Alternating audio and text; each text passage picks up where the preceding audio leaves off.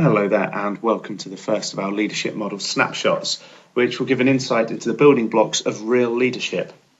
Rocket's leadership model looks at the whole organisation, and as well as covering leadership development, it's shown that this is only one area that organisations need to talk about and act upon. The culture, most importantly, will determine how well people react to change and how effective that change is at getting the results that are needed.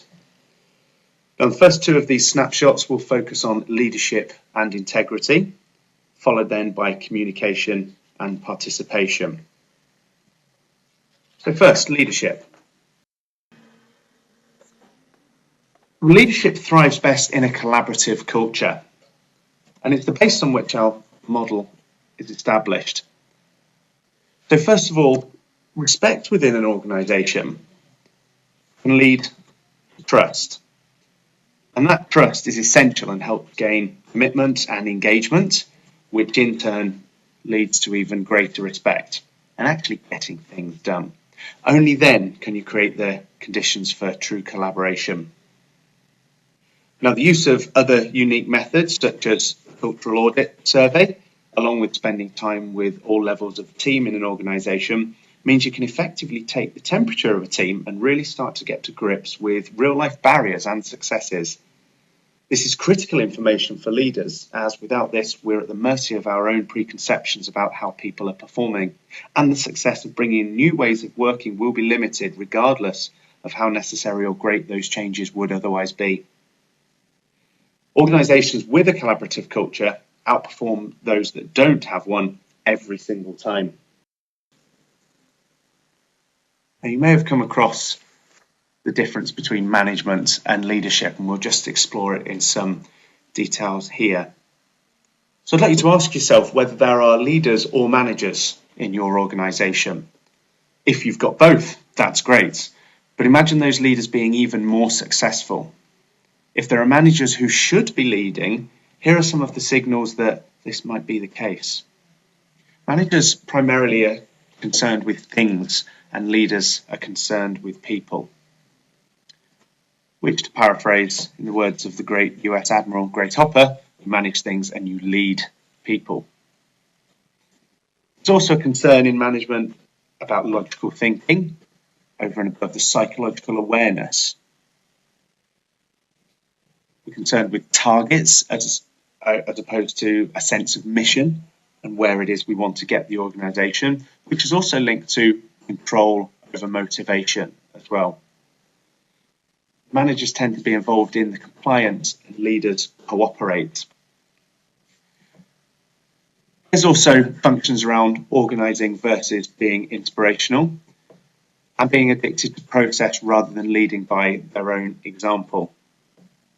Essentially, management is transactional. It's largely concerned with doing things right, following systems and processes, keeping things ticking over. Whereas leadership is transformational and it focuses on doing the right thing.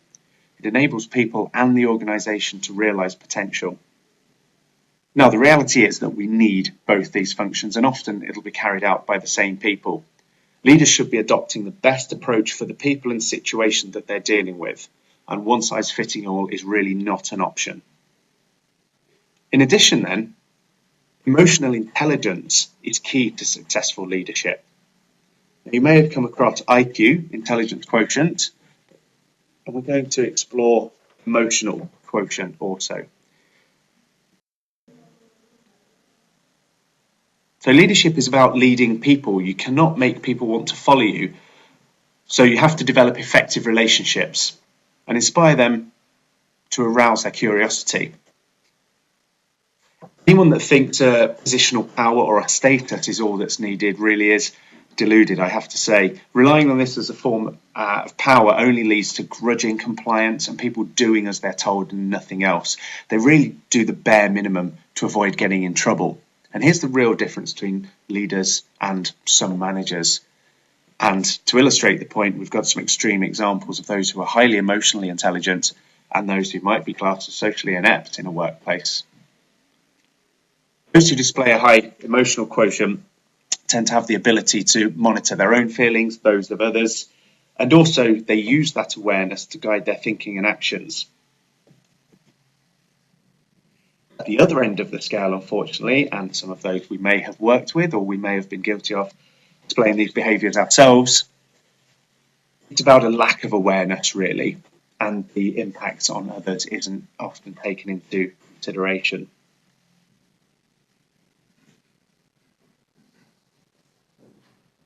So where does this really then lead to for us? Now, in the leadership model, we've already spoken about the respect, the trust, and the commitment, and that's only the very start of the whole journey to becoming a real leader.